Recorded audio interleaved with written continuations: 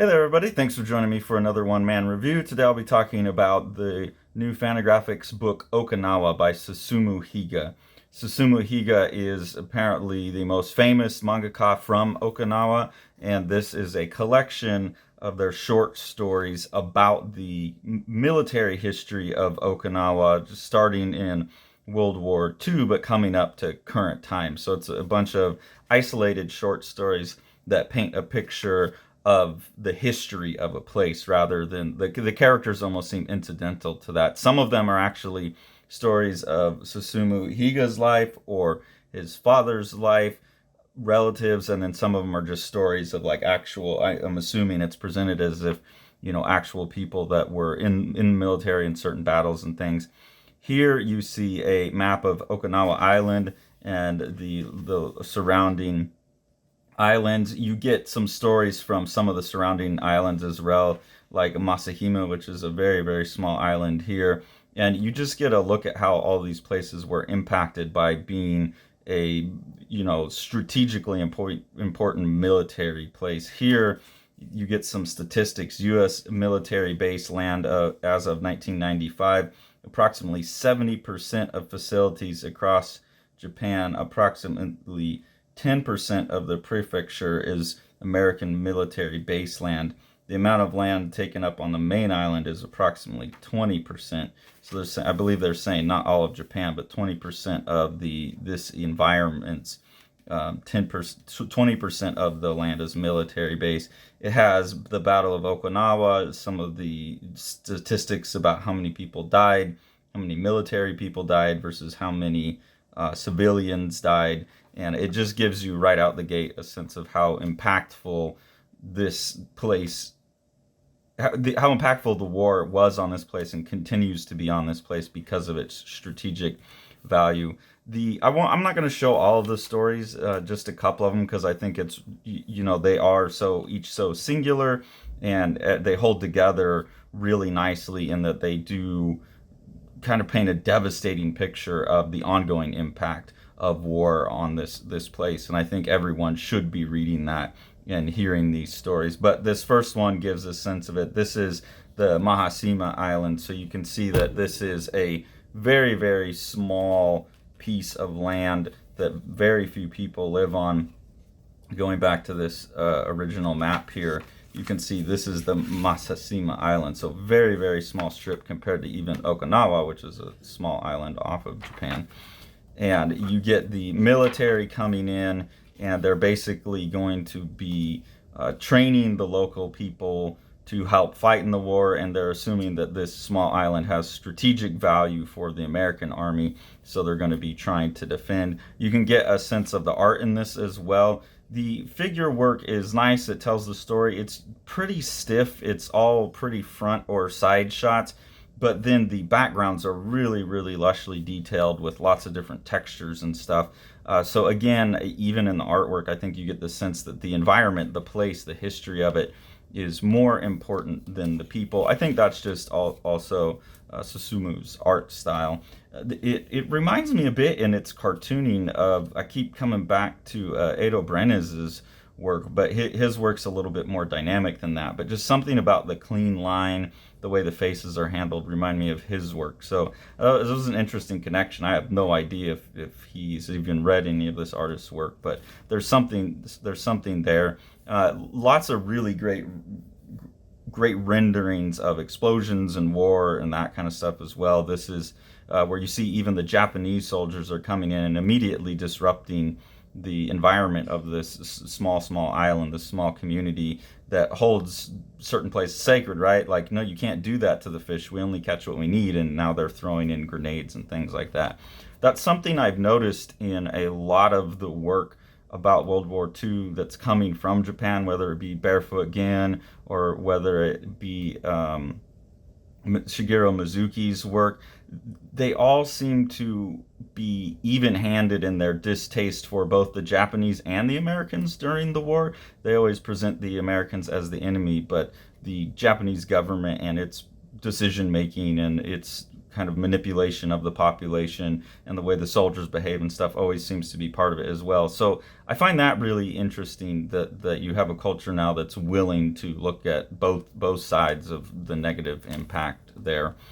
So basically, yeah, this is what you get in this story is there's these army coming in, and one of the characters manages to argue that the soldiers need. He basically convinces the general to leave this island and not make it a place of warfare because it's just going to impact this small society so much, or at least that's what he's trying to argue for his people. So that's a little isolated one. You get some pictures like this that just show the devastation of war too, where the tanks are rolling through with flamethrowers on the front of the tanks here, and they're just burning all the crops in the fields of these people who are just poor farmer people. These are often related to, like I said, actual stories. So here you see Susumu is writing, "My father was taken prisoner during the Battle of Okinawa. He was held in a camp in Hawaii before being reunited with his family a year later," and relating that to a place where, given what the story is and the fact that he's talking about this, it seemed like this is a tomb that they were actually hiding in. And you see here the American soldiers coming in afterwards.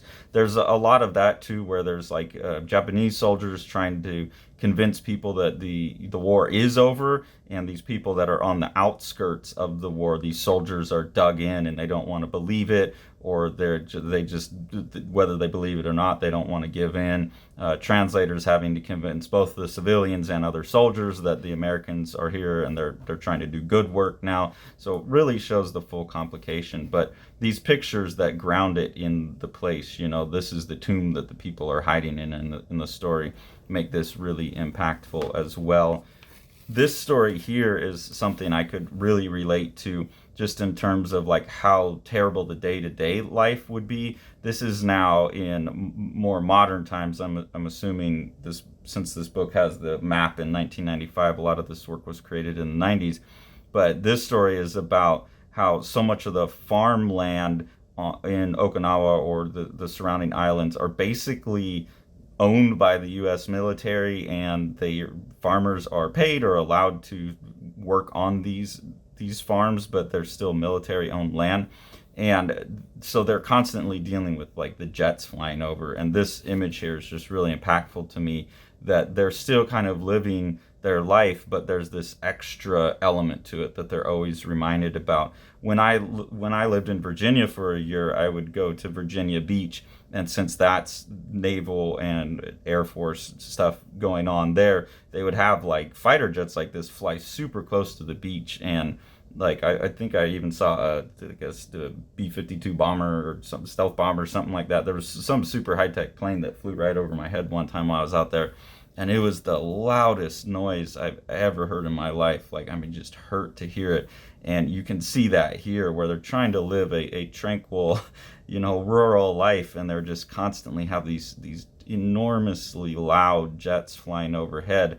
And they even acknowledge at some point in this story, like, I never get used to that. So it's tracking the disruption many, many years later, right? 40, 50 years after the war, you're seeing the disruptions in there as well. So I really, really enjoyed all of that. I haven't even finished reading all the book, but I don't think I need to give you the review of it. It definitely is a book that I would suggest. At first, I didn't realize it was short stories, so I read like the first 3 or 4 all at once.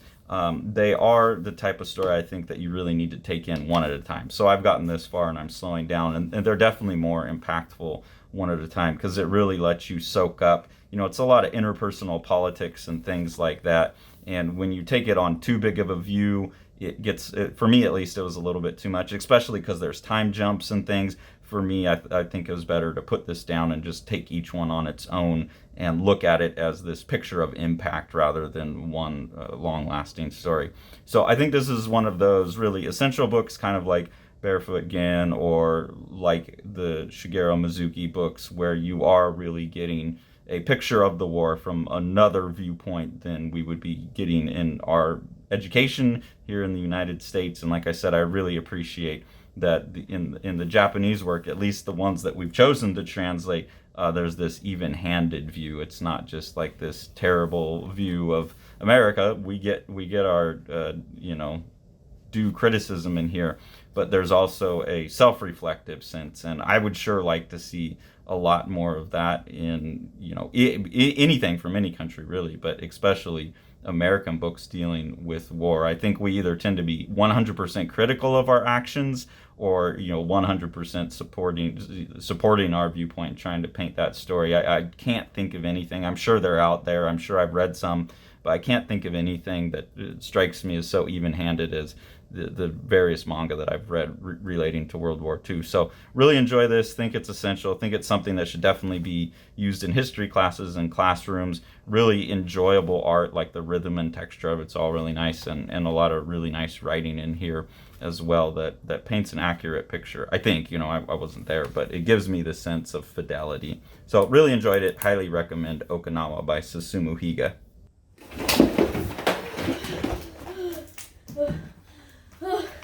Like and subscribe and hit the bell, please, so Carson can finish reading his books and let me go home.